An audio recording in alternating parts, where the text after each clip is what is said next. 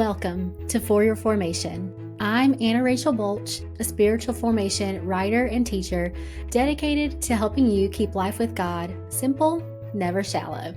On For Your Formation, we'll let thoughtfulness and curiosity lead the way toward Christ-likeness. Through everyday spiritual formation, we'll discover more freedom and joy together. It is such a pleasure to welcome my friend Sarah Westfall to the podcast today. I just know that you're going to love her. In fact, you need to just go ahead and go follow her right now on Substack and on Instagram. She is such a beautiful writer, and she is the type of person who just embodies thoughtfulness and care, which you're really going to see in today's episode. Today, we are talking about belonging, how to practice it, and how knowing that we belong forms us and gives us an expanded view of God and others. This is such a fantastic, thought-provoking conversation, and I don't want to waste any more time, so let's just get right into it. Sarah, welcome to the For Your Formation podcast. Anna Rachel, I am so thrilled to be here. Thanks for inviting me. Oh, you're so welcome. Well, listen, I've wanted to talk to you for a while, actually. I didn't even tell you this when inviting you, but I just want to talk to you for a while because I think you're just so kind and so friendly. And I just think everyone needs to know you because they will learn something from you. They will feel known and seen and loved by you. And so I just couldn't help it. I just couldn't help but introduce you to more people. I'm going to do my best, at least. That is very kind of you to say. So thank you. But I was like, any opportunity to sit in a room with Anna Rachel and chat, I'm here for it. Oh, thanks. Well, I wanted to invite you on really to talk about belonging. And I know that that's something that you're very passionate about. And the thing is that we know that we want to belong. We want to feel like we belong somewhere, whether it's with others, with God. And hopefully we're also the type of people who want to let others know that they belong as well. So I've always been curious when this message of belonging just really hit home for you. Yeah, I was trying to think back because there's definitely been some like landmarks along the way that have been pivotal to my own journey. But I really think the most honest answer is that belonging is kind of a question I have always carried to a degree, especially since I look back to elementary school and beyond of this carrying this question of where do I belong or how do I belong, especially as you grow and so much of your belonging is attached to your identity. A lot of my background is also in student development and student development counseling. And so I think of it developmentally, when I look back at middle school, high school, all of these formative years where you are asking questions, who am I? I think a lot of times that question holds hands with where do I belong? And so I would really say that, I think it's a question I've carried from that point, but I also think it became something that I wanted to look into and or pursue professionally after we experienced the death of our son. I've always been insanely independent and pretty self-sufficient. And when our son passed away, I couldn't be those things. I had no willpower to be those things and to take care of myself, let alone my family. And in that season, experienced community in such a different way, in a good way, in a tender way, in a way of, oh, this is what it looks like to be real and raw in front of other people and for them to stick around. And so that was 13 years ago now. And I think that really kind of was a reset for me of saying, what then does belonging look like? That is filtered in through my writing, but also I've spent several years working on college campuses in residence life and in different creative communities as well, asking the question of how can others belong? How can I extend welcome to other people? And so, yeah, and so it's ongoing, and it continues to be a question that I carry into most rooms. You were talking about just even in school age and thinking about this question. Somehow I was just reminded of, like, I feel like I wrote so many essays and so many journal entries and class assignments talking about identity and like who you are as a person, what you like, what you don't like, all of these things.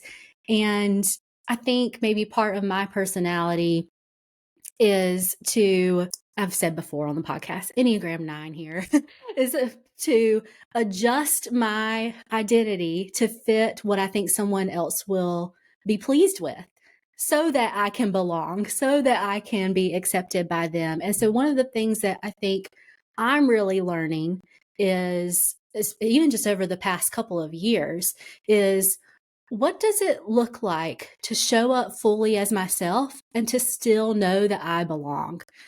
Whether someone treats me like I belong or not, how do I remember that I belong with God, that I am still loved and belong with Him, but also, how do I just accept that, hey, this is who I am, and hopefully someone will say, yeah, you belong here still. But Yeah. I'm curious, kind of, what are some of the things that you think keep us from feeling like we belong, whether it's with God or with others? I mean, there are so many factors that can affect our sense of belonging. Belonging is something that is very internal. And so it is something that is pretty relative and, within us. And so a lot of things affect that, from social media to pace of life to maybe where we are in our own healing or formation, or where we are in our relationships with either people or with God. So many things affect that sense of belonging. But I think one differentiation that has been really helpful to me in what keeps me feeling like I don't belong most often is my definition of belonging itself. For many, many years, I thought about belonging as something that could only be extended to me, something that I would be invited into, and or, kind of like you said earlier, had to change myself, kind of bend or flex or mold myself into something different in order to fit in. And fitting in and belonging are not the same thing. Belonging is a welcome that we carry with us. It is part of who we are, part of our identity in God, in the way that we are, our personality. We talked about Enneagram, all of these things that make up who we are. And then it is also something that we can then extend to other people. And so when I only think of belonging as something that is dependent on other people's approval, there is nothing in that is within my control. And when I'm constantly waiting for other people's approval in order to feel that sense of belonging, then I'm always at the mercy of places and spaces outside of myself. And when that happens, it's really beautiful. When other places make you feel welcome, when other people, you those people that you can sit down on their couch and just start spilling your guts and ugly crying, and it's a really welcoming space. That's really beautiful. So that those things still matter. Those things still matter to our belonging, but we have zero control over those things. I can't make you make me feel comfortable. And so I think the biggest barrier for me has been shifting my focus in belonging, not to how other people are accepting me, but to who I am within God. of knowing that I am his beloved, and all of the complexities that come with personhood. Yeah. And then also recognizing that belonging is something then that I extend to the people and places around me. It's strange. It feels antithetical to maybe what is our first response, Mm-hmm. but I often find that my sense of belonging is much more settled when I am more focused on what I can give than what I can get. Mm-hmm. Yeah. And so I think that differentiation in our approach to belonging is probably the most pivotal thing. And then, after that, we can talk about Yeah. all of the other, social media and pace of life Oh, and yeah, for relational sure. wounds and all the things that can also affect those Yeah. things and I in the think wider start culture as well. Yes. Well, and I think, like you said, starting there is so important because, I think most of us have probably heard of you can't draw from an empty well. You can't be with others or serve others or even welcome others unless you yourself feel welcome and that sense of self inside. And I love your definition too of belonging, like a welcome that you carry with you. That's beautiful. I need that on a poster, ASAP. Thank you. See what we can do. Yeah, I love it. Well, in that case, let's talk a little bit about some of these other things too, just very briefly of like things that you notice that do also keep us from belonging. Of course, it's partly a mindset, partly an inner self thing, but you mentioned social media. So I'm curious, maybe what you do with social media to keep yourself steady, to keep yourself reminding yourself that, hey, my life doesn't look like theirs, but I still belong. Yeah, I think you hinted at it right there of saying my life doesn't Mm. look like theirs. I think the two ways that social media can affect our sense of belonging is when it comes to comparison. Yeah. That's a big one. Mhm. Of we can get these snapshots of other people's lives and begin to tell ourselves a story about who they are, but also what we lack. We can Yeah. let this like scarcity mentality creep in about who we are and what makes meaning in a life. Yeah. The other piece of that is approaching people as consumers rather Mhm. than co-creators alongside God himself. It's so easy to sit and scroll and as a writer, I put words on the internet and I would Yeah. love for them to be read and reacted to so I know that the words hit home. Exactly. But if I begin to treat people as commodities, as just numbers, then it shifts my approach to those people, like both my own sense of belonging, but also I think it shifts something between me and myself. It shifts something between me and God. And so I have to be really mindful when I pick up my phone or when I go to post on social media. What is my motivation here? Yeah. And there have been so many times I have posted something and there's this little, tickle at the back of the brain that says, oh, this is going to get some likes. Oh, Mhm. this is going to get a few people fired up.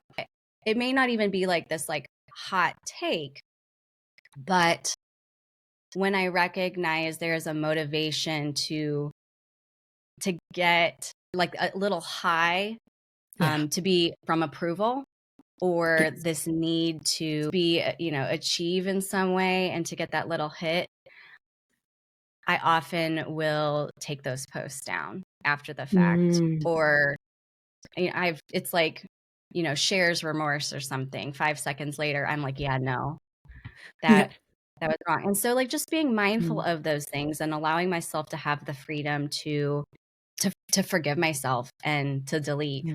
and and move on. I think I'm also mindful of I try to follow a kind of diverse range of people, just because I want to make sure I am not siloing myself in and surrounding myself with people who believe, think, look, act exactly like I do. Yeah.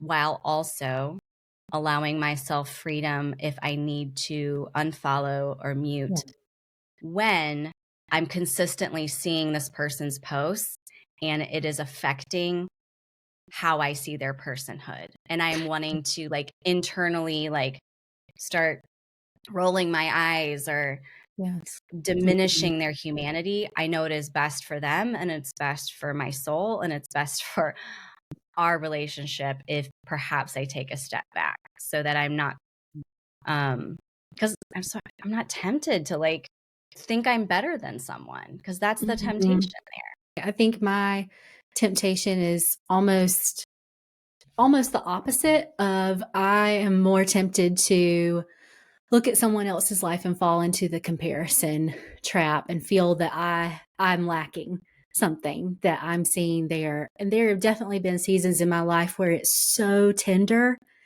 where it's like every single post that I'm seeing is this wonderful life where everything is working out for them. Meanwhile, nothing in my life is working out for me. And so I've gone on big muting sprees, not because I know I don't want to then look at their personhood, look at them and think that they're not a real person.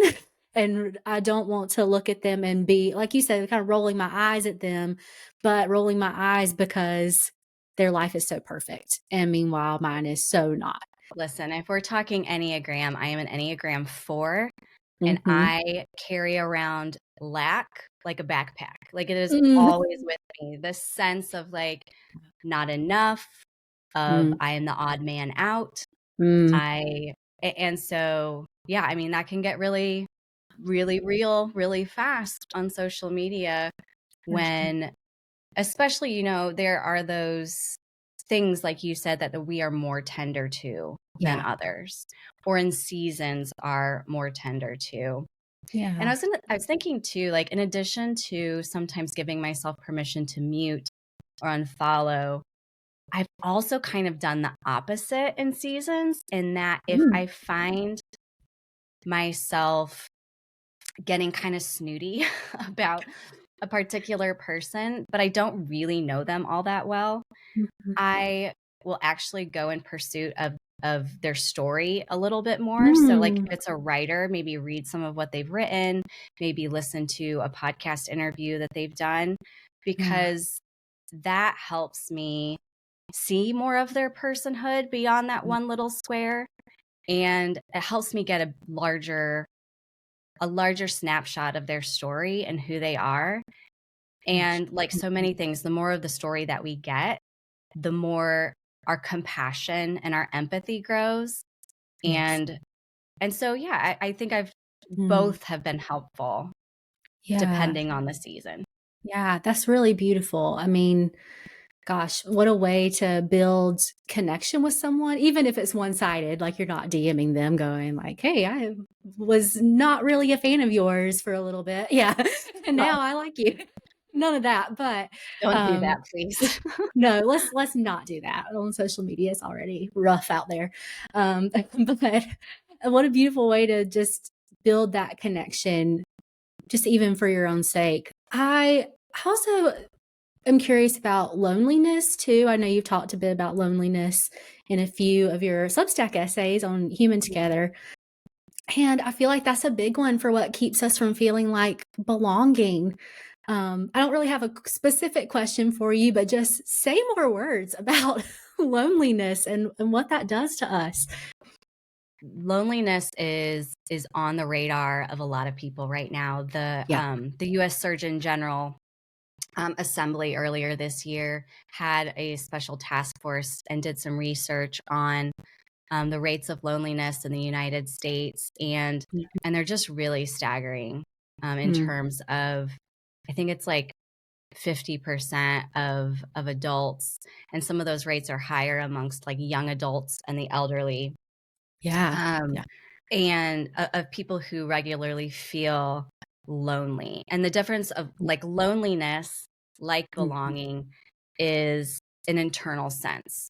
You know, I have felt lonely by myself, and I have felt lonely in a crowded room. Yeah. So it's less about being around people, whereas like isolated means you're not around people. Like there's an Right. actual social disconnect from Mm-hmm. other people. Yeah. But loneliness, like belonging, is it's kind of like belonging's cousin. It's this internal sense of how much you feel safe, seen, connected, have this like meaningful relational connectedness to other people. And, you know, so many things have factored into that, you know, the pandemic, Yeah. the rise of people doing remote work, Mm-hmm. um, how much time we spend on screens versus in face-to-face type of embodied interactions. Yeah. And one of the things that I've looked into a little bit more in depth is how we don't know how to disagree well. Mm.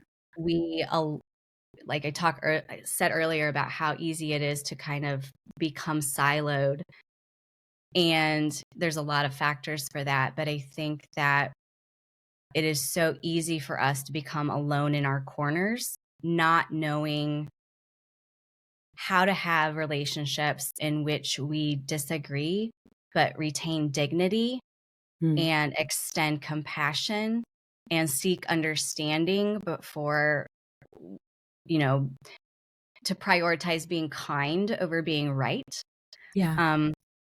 That has thrust a lot of us into these corners. And I don't think that we will combat loneliness and be able to come out of them until we learn to step closer to each other again and learn to belong, even if we have great differences. You know, Mm. belonging, sameness is not a requirement for belonging. Mm. Yeah. I wish that we had learned that when we were younger, you know? Like, what a difference that would have made in elementary school or middle school. It is a balance between who are you letting into your closest circles. I think we Mhm. can be protective Yeah. of those really close, intimate circles. And not that they have to be same or like us, but at least be able to have this shared trust and Yeah. reciprocity and caring and empathy and all of those things but as we expand those circles, we can really throw that net really wide in getting to know Yeah. people who may not share Mhm. our same beliefs or ideas or ways of life. Yeah. And I think I'm thinking about that inner circle. It's not Mhm. even a sameness when it comes to those shared beliefs or skin color or stories or experiences. I think Mhm. that what really matters in those inner circles are shared values. Like, Mm. for example, you and I could both really value like peace, Mhm. but the way that we pursue peace might look really different. Yeah. And so if we can begin with those shared values, those overlaps in our humanity, Mhm. Yeah. then it helps us to be better understanding then of the things that are different Yeah. amongst us. And so Yeah. it goes Totally. both ways, you know? Yeah, it's such a balance there. I wish that I had learned how to do that a little bit earlier in life and known that that was a good thing to do and something that is really worthwhile to do. That makes you a more whole person by learning from others, for sure. Yeah. And I Yeah. think it also gives us a wider view of who God is. Hmm. You know, I think it was Henry David Thoreau has a quote that something is like, what a miracle it is to even for a moment see the world through somebody else's eyes. Mm. And so to be able to step into someone else's experience, to see the world through their unique set of their story, their personality, their part of the world, all of those things is such a gift that I think opens our own eyes and expands our souls a little bit to better see how vast God is.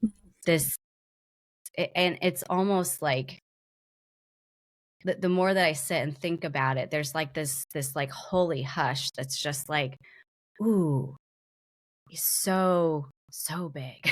Like big is not even the right word. Yeah, totally. Well, and I wonder too then if in relation to belonging, the more that we expand this view of God and the complexity of others, if that makes us more accepting of ourselves and our own complexities and our own, because I mean, like I was saying, I mean, growing up and what we learn is like, okay, act this way, be this way, and you'll belong with God or belong with others. But I think by expanding our own worldview, by expanding our own view of other people, that maybe that helps us to see our own depth of belonging with God. That every piece of me is welcome here and invited and loved. I think of it a lot kind of like dirt. Okay. Okay, follow me here. So the word human has the same Yes. root word as like humus of the earth. Mm-hmm. And so when I think of belonging and I think of the ways that we are formed, I think that so often our temptation is to, like we said, go wide and look for that approval, look for that pat on the back. Whereas the more that we like dig in and dig in the gift of being yourself, David Benner talks so much about how God meets us in who we are. And I think this is where we often think of belonging in terms of like connectedness with other people, but I also think that a huge part of it is knowing who we are and how we are wired, good, bad, and ugly. Yeah. And the more that we are familiar with those things, that we are settled both in our strengths and that we are aware of our weaknesses, that we become more humble.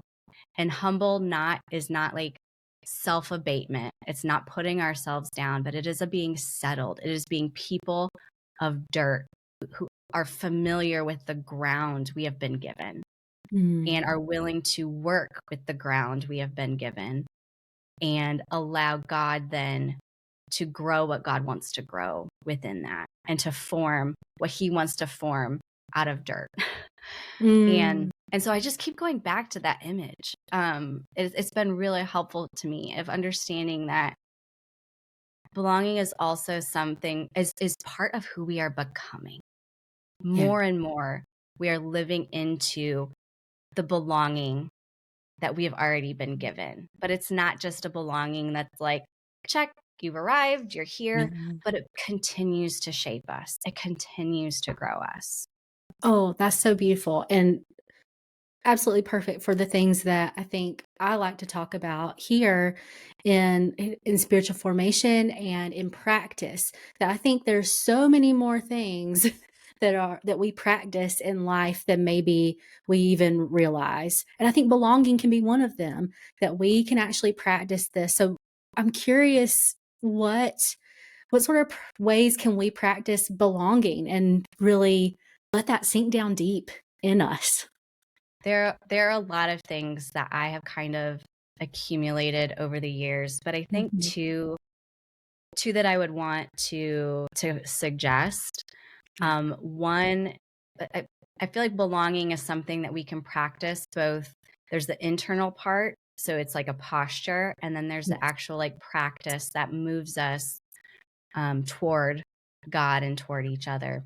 And Mm-hmm. so the practice that has been really helpful for like my internal sense of belonging, of that connectedness with who I am and who God is it's really simple, but for some reason it is hard for us to do a lot, is simply to name what it is we want. Mm. And so when I feel lonely, for example, what is my loneliness telling me? Mm. And taking time, it may be 5 minutes, 10 minutes to sit down. And for me, it's journaling, because putting pen to paper also Yeah. helps me get out of my head. Yes. And maybe for other people, they're going to say the words out loud, or they're going to Mm. write it on a Post-it note or something like that. But Yeah. to spend time with the question of what is my loneliness telling me, or what is it I am longing for? What do I want? And to begin to Mm. peel back those layers of, for example, if I am lonely, well, what was the situation? Mm. What did I feel in that moment? What did I want to feel in that moment? Was it acceptance? Was it did I want people to be admired? Did I want, what was it that I felt was lacking? Yeah. And beginning to peel back those layers and just say the words out loud of this is what I want, or this is what I long for. God, this is why I'm lonely. And allow those things that can often just become a swirl inside of us to have some shape and to have a name.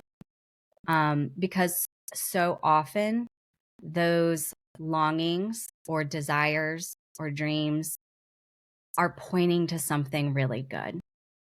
They're Mm. pointing toward, really, I think, ultimately to God himself, who is our home, Mm. but to give us some signposts along the way of what does it look like to take the next step.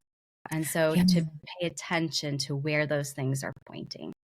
Yeah, that's such an important distinction too. I think that it's often a guidepost and something that is pointing to something good, because we can feel such shame around whether it's loneliness or wanting to be admired or whatever it may be. We can feel such shame and guilt over those feelings because we think, I'm not allowed to feel that way.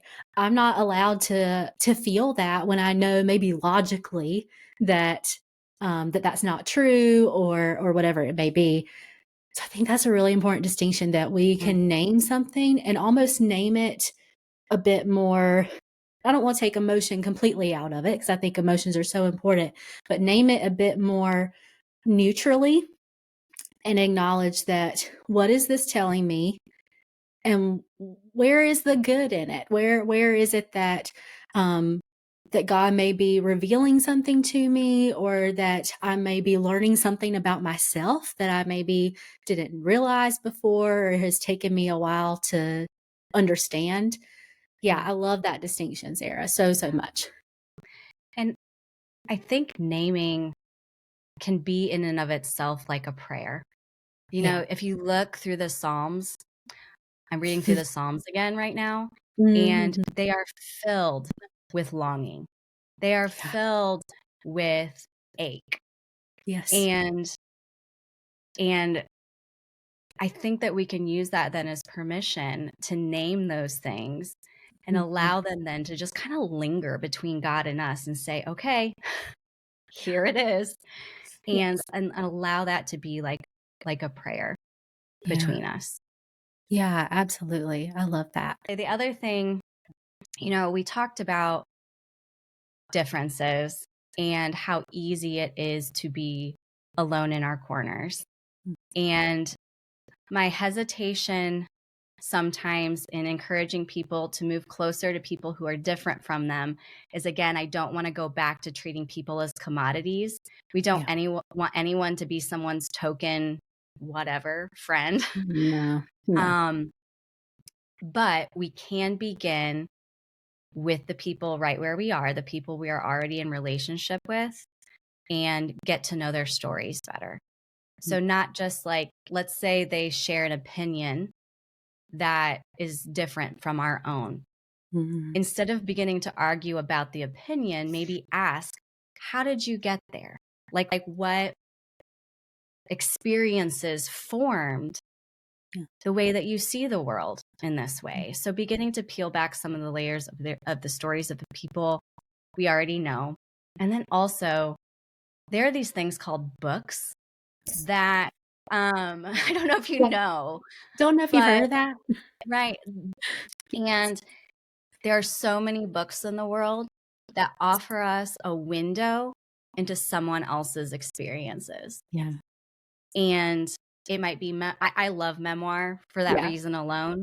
It allows me to kind of put on somebody's glasses for a little while, just see the world through their experiences. But even fiction, or there's really any book is an opportunity to step into somebody's shoes for a little while and expand the way that you see the world. And you may put the book down and say, yeah, I still think and believe exactly how I did. And that's good and fine. But it also makes us more compassionate toward people who are different from ourselves, whatever that difference might be. Definitely. And if you're not a reader, there's movies, there's documentaries, there's other ways. There's other forms of media. We're just partial to books around here. That's all that is, though. We are.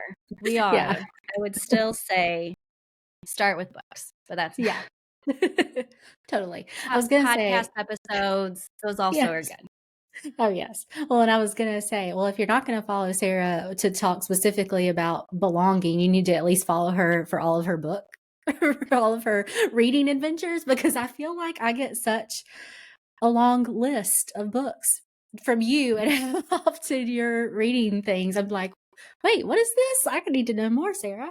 Well, listen, I feel like I am just coming up for air now and able to read again after being in really the trenches of like motherhood for like a decade.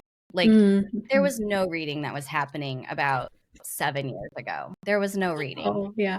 And so now I feel like I'm like hungry and making up for lost time. So yeah, I love it. Well, and speaking of books, Sarah has a book that is going to be coming out soon, we think, with InterVarsity Press, correct? Yes. It's coming out June 11th with InterVarsity Press. Oh, yay. Wonderful. Okay, good. Well, I know it's not available for pre-order yet or anything like that, but you need to be following Sarah so that you know when you can order it. I already can't wait to get it in my hand. So yeah, Sarah, thank you so, so much for being here. I also need to go follow her on Substack and read her Human Together essay. It's always so beautiful and thought-provoking, and I'm just so grateful for your words and just your personhood too. I'm so grateful for your friendship and to be able to just know you. So thank you for being here, Sarah. I'm grateful for you. Thank you for creating this space and helping us all continue to lean into the goodness of God and finding little fingerprints of Him right where we are. So I'm really grateful for what you're doing as well. Oh, thank you, Sarah. Again, a big thank you to Sarah for joining me on the podcast today. And thank you for listening and watching. Be sure to go and follow Sarah on Substack with her Human Together essay, and be sure to follow her on Instagram. You don't want to miss any of Sarah's upcoming work. Like we said in the episode, she has a book that's releasing during the summer from InterVarsity Press, all about belonging, and I seriously cannot wait to get my hands on it. I know that you're going to want it too. So be sure to follow Sarah so that you get all the updates on that. And in our Patreon exclusive episode, Sarah and I talked about the holidays in particular and what to do when the holidays feel hard, whether it's through cyclical grief or because of strained relationships. We talk a little bit about the things that we do to keep us steady and that help us to actually celebrate. To view the full conversation, be sure to join us on Patreon. The link is in the description and show notes. And if you haven't already, be sure to subscribe to this podcast in your favorite podcast app and on YouTube so that you don't miss any of our upcoming episodes. Now, here's to keeping life with God simple, never shallow.